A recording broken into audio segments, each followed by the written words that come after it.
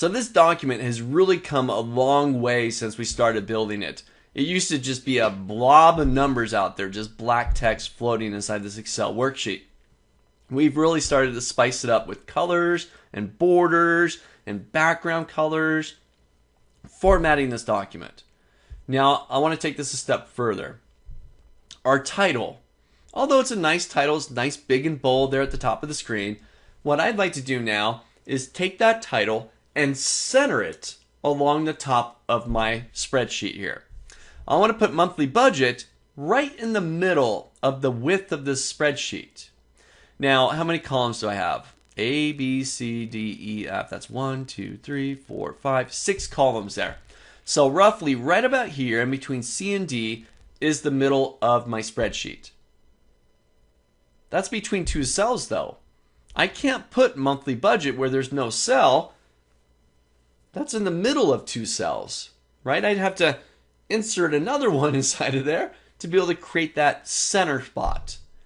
Now, to fix this, Microsoft Excel has got a feature called Merge and Center. The Merge and Center feature will take a group of cells, like A1 to F1, that 6 set of cells there. It'll merge them all into one cell and center the contents. One button press. Take a look. I'm going to highlight cells A1 to F1. 6 different cells, right? With that highlighted, I'll go to my Home tab. Underneath Alignment, I've got Merge and Center. I'll give that a click, one button press, and I've now taken those 6 individual cells, merged them together, created one big master cell out of those 6, and centered my title. Merge and Center. A very neat feature. Now, it's a clickable button. It's a toggle. If I click it again, it'll unmerge them, take me back to 6 individual cells. But I'm going to leave it as is because now I'm going to go up and change the color. I'll make it blue. I'm going to change the font color. I'll give it a border at the bottom.